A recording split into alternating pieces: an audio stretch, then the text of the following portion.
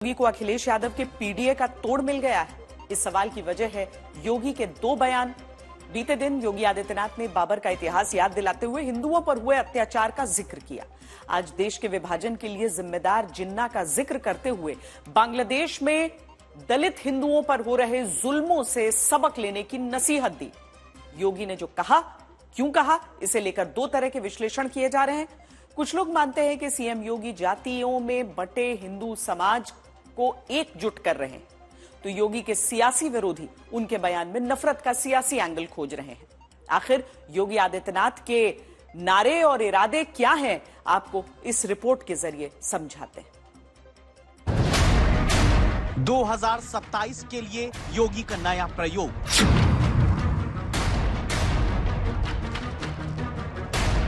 मुख्यमंत्री योगी ने खोज लिया पीडीए का तोड़।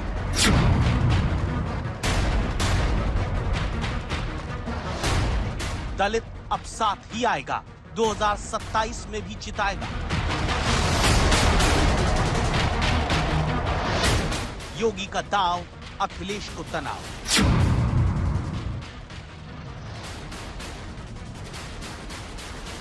मुझे उम्मीद है पीडीए की लड़ाई मजबूत होगी। पीडीए एनडीए को हराएगा। पीडीए परिवार एनडीए को हराएगा। पीडीए की सरकार बनने जा रही है।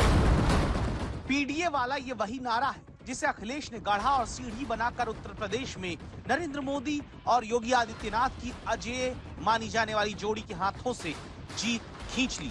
अगर अखिलेश यादव ने उत्तर प्रदेश में कमाल किया तो उसकी असली वजह पीडीए का हिट फॉर्मूला था। पी मतलब पिछड़ा, डी मतलब दलित, ए मतलब अल्पसंख्यक। अब मुख्यमंत्री योगी ने अखिलेश यादव के सुपरहिट फॉर्मूले का सिर्फ तोड़ नहीं निकाला, बल्कि अपने नए प्रयोग से अखिलेश को बैकफुट पर खड़ा कर दिया। सीएम योगी का ये वही फॉर्मूला है जिसने हरियाणा की चुनावी बाजी पलटी और बीजेपी को ताज पहना दिया। ये वही फॉर्मूला है जिसने महाराष्ट्र में बीजेपी को ऐतिहासिक जीत दिलाने में अहम भूमिका निभाई। तो ये वही फॉर्मूला है जिसने यूपी के उपचुनाव में अखिलेश यादव की पीडीए वाली साइकिल को पंचर कर दिया। यानी सीएम योगी ने 2027 का एजेंडा सेट कर दिया। क्यों योगी का मंत्र अखिलेश पर पड़ा भारी? 2027 में योगी को हराना क्यों मुश्किल होगा? आखिरकार सीएम योगी का प्लान बी क्या है? इसे समझने के लिए बहुत गौर से योगी के बीते 24 घंटे के दो बयान सुनिए। 500 वर्ष पहले बाबर के एक सिपह सालार ने जो काम अयोध्या में किया था, जो काम संभल में किया था, और जो काम आज बांग्लादेश के अंदर हो रहा है, तीनों की प्रकृति, तीनों का डीएनए एक जैसा है। याद करना, ये जिन्ना का जिन्न जब तक इस धरती पर रहेगा तब तक इस प्रकार की अराजकता लगातार डसती रहेगी, गरीबों को, वंचितों को, शोषितों को। और यही दृश्य हम वहां देख रहे हैं।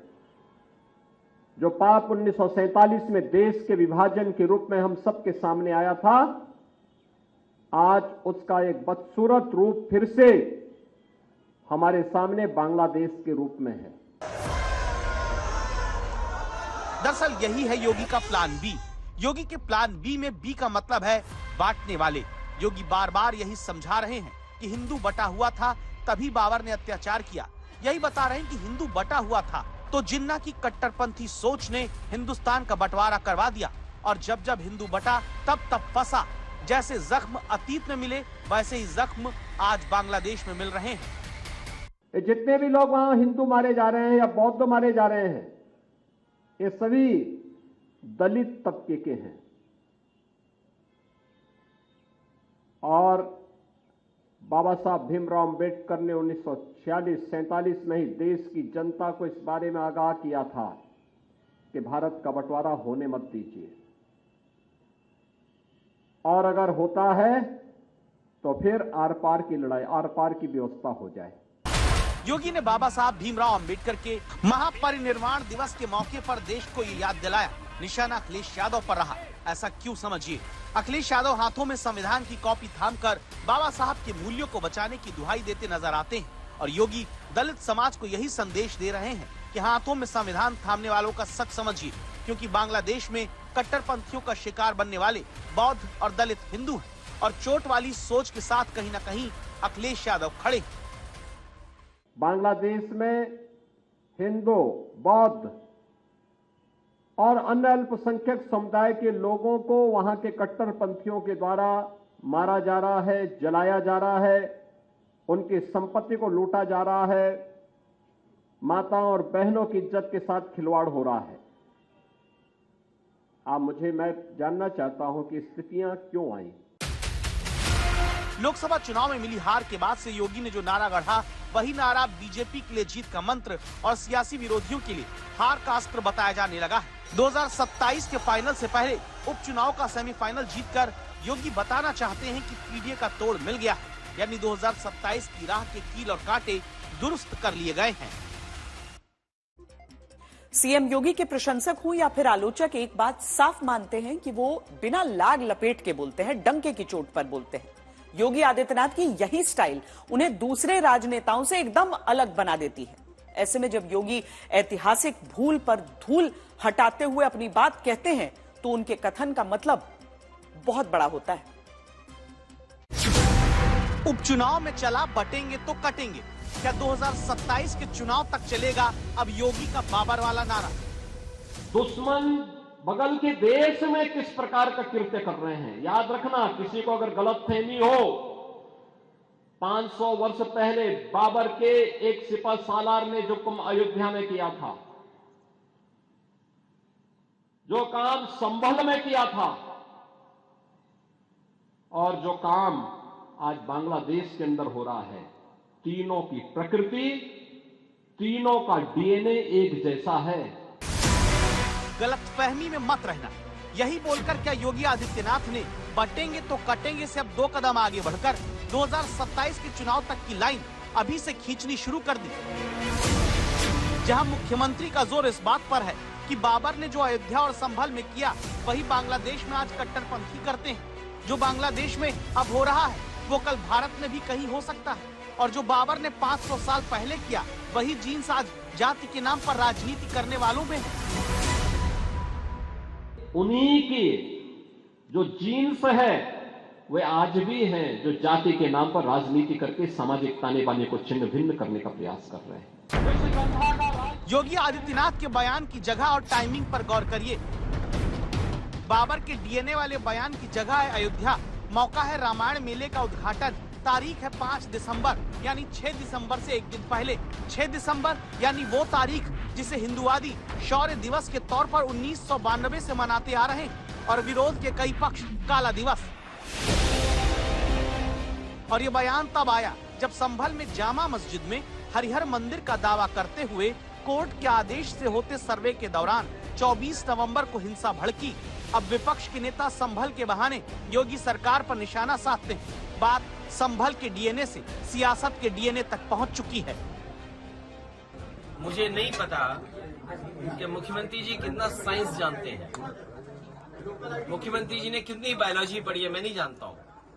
लेकिन मैं उनसे एक बार निवेदन करना चाहता हूं कि बार बार वो डीएनए की बात कर रहे हैं, डीएनए की बात न किया करें। मैं आपके माध्यम से और बड़ी जिम्मेदारी से कह रहा हूं मैं कि वो डीएनए की बात न करें। और अगर डीएनए की बात करते हैं तो मैं भी अपना डीएनए और हम सब लोग अपना डीएनए चेक कराना चाहते हैं। और मुख्यमंत्री जी आप भी अपना डीएनए चेक करा दो। एक संत होकर के, योगी होकर के और भगवा पहनने के बाद उन्हें इस तरह की भाषा और इस तरह डीएनए की बात नहीं करनी चाहिए। अगर कोई ये मानता है कि वो बांग्लादेश में हो रहा है तो यहां भी बांटने वाले तत्व उनके लिए बेट बन करके खड़े हो रखे हैं, पहले से खड़े हैं। वे समाज के सामाजिक ताने बाने को छिन्न भिन्न कर रहे हैं, सामाजिक एकता को तोड़ करके, आपको बांट करके फिर काटने का और कटवाने का पूरा इंतजाम भी कर रहे हैं।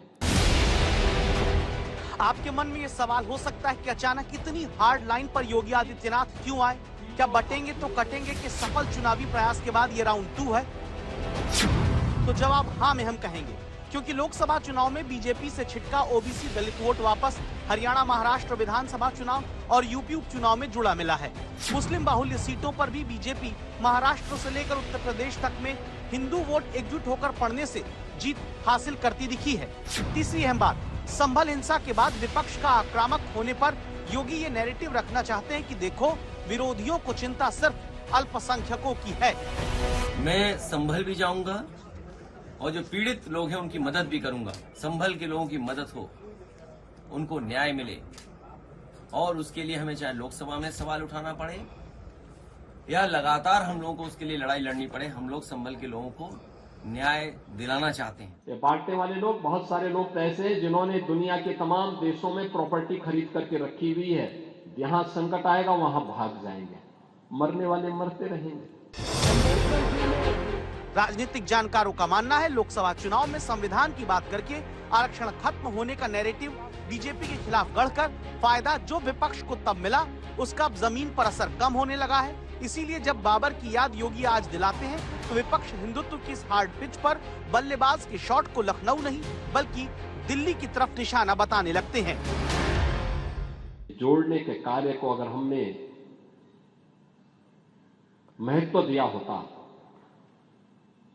सामाजिक विदेश को आगे बढ़ाने और समाज को तोड़ने की, समाज के दुश्मनों की रणनीति को सफल नहीं होने देते, ये देश कभी गुलाम नहीं होता। हमारे तीर्थ अपवित्र नहीं होते। चंद मुट्ठी भर आक्रांता आकर के भारत को पद्दलित करने का दुस्साहस नहीं कर पाते। भारत के वीर योद्धाओं ने रौंद डालते, लेकिन हमारी आपसी एकता में बाधा पैदा करने वाले लोग वे सफल रहे। ये दिल्ली का रास्ता खोज रहे हैं। हमारे उत्तर प्रदेश के जो मुखिया हैं वो दिल्ली का रास्ता ढूंढ रहे हैं। कभी जो दिल्ली में हैं आज, इसी रास्ते से दिल्ली पहुंचे थे, और उत्तर प्रदेश तो वो प्रदेश है जो दिल्ली पहुंचाता है। तो ये लड़ाई दिल्ली और लखनऊ की है जिसमें आम जनता पिस रही है। आज वाराणसी में एक बार फिर जमकर हंगामा हुआ। प्रदर्शनकारियों और पुलिस के बीच कई घंटों तक नोकझोंक चलती रही। हंगामे और बवाल की वजह है उदय प्रताप कॉलेज परिसर में मौजूद मस्जिद और मजार। वही मस्जिद और मजार जिस पर वक्फ बोर्ड ने अपना दावा कर रखा है।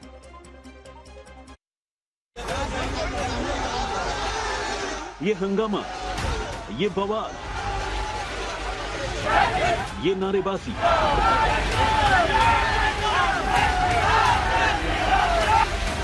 पुलिस के साथ नोकझोंक,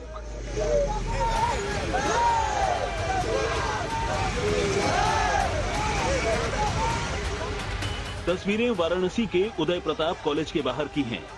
इस भीड़ में कॉलेज के छात्र मौजूद हैं। वाराणसी के कुछ वकील मौजूद हैं जो उदय प्रताप कॉलेज के छात्र रहे हैं। प्रदर्शन के नाम पर जुटी भीड़ कॉलेज के अंदर जाना चाहती है। मांग यही है कि कॉलेज परिसर में मौजूद मजार और मस्जिद पर वक्फ बोर्ड ने झूठा दावा ठोका है। लिहाजा इसके विरोध में छात्र मजार के बाहर हनुमान चालीसा और सुंदर कांड का पाठ करेंगे। लेकिन पुलिस ने प्रदर्शनकारियों को कॉलेज के मेन गेट पर रोक दिया। हमें बताना चाहते हैं कि छात्र नेताओं को प्रशासन दबा सकती है, हमें नहीं दबा सकती। यह पठन पाठन का क्षेत्र है, यहाँ पढ़ाई लिखाई होगी। ना कोई यहाँ नमाज अदा करेगा, ना यहाँ कोई कुछ और होगा। यहाँ पे बस केवल पढ़ाई होगी। और ये जो वाक़ई बोर्ड ने फर्जी बयान देके माहौल बिगाड़ने का काम किया है, उसके खिलाफ सरकार सख्त सख्त कार्रवाई करे। यहाँ पे हम लोग राजर्षि जी का दर्शन करने लगे, पर जिला प्रशासन द्वारा हमें रोका जा रहा है। वो जहां दिन तक नहीं रोक पाएंगे। छात्र नेताओं को रोक सकते हैं, पर हम अधिवक्ताओं को नहीं रोक सकते। हम लोग यहाँ के प्राचीन छात्र हैं और राजर्षि बाबा पे हम लोग का हक। आप देख सकते हैं कि देखते ही देखते प्रदर्शन उग्र हो गया। पुलिस के रोकने के बावजूद छात्र अंदर जाने पर अड़े थे। इस दौरान पुलिस और प्रदर्शनकारी छात्रों में जमकर नोकझोंक भी हुई। प्रदर्शनकारी छात्र मानने को तैयार नहीं थे, इसलिए पुलिस ने कुछ छात्रों को हिरासत में ले लिया। इससे छात्र और आक्रोशित हो गए और पुलिस की जीप पर ही चढ़ गए। इतना ही नहीं, छात्रों ने बैरिकेडिंग से पुलिस जीप का रास्ता भी रोका। वाराणसी में आज यूपी कॉलेज के बाहर देख सकते हैं कि छात्रों और पुलिस के जवानों में जमकर खींचतान और धक्का मुक्की हो रही है, क्योंकि छात्र कॉलेज में जाने की कोशिश कर रहे थे। तो देख सकते हैं कि लगातार छात्रों और पुलिस बल में जो तकरार है वो बनी हुई है। और यहाँ जो छात्र हैं बैरिकेडिंग भी पुलिस का हटा रहे हैं, और यहाँ जो तमाम यहाँ अवरोध लगाए गए थे उसको यहाँ से हटाया जा रहा है। एक तरफ छात्रों को हिरासत में लिया जा रहा है, तो उनका रास्ता बैरिकेडिंग को रास्ते से हटाकर पुलिस जीप के आगे लगा दिया गया है और ये टकरार लगातार बनी हुई है। पुलिस कोशिश कर रही है छात्रों को समझाने की, लेकिन छात्र इस जिद पे अड़े हुए हैं कि वे कॉलेज के अंदर जाएंगे और कॉलेज उनका है, इसलिए उनको कॉलेज के अंदर जाने से कोई रोक नहीं सकता। गर्मियों की छुट्टी होने वाली थी, मेरे पापा आने वाले थे, तो हम लोग सभी खुश थे। तो मैं एक बेड पे चढ़ के डांस कर रहा था, लेकिन वो पहले ही आ गए। फ्रीज तो मैं उस समय तो कंटिन्यू नहीं कर सकता था ना, तो फ्रीज फ्रेम टाइप का हो कसम गया। पैदा कर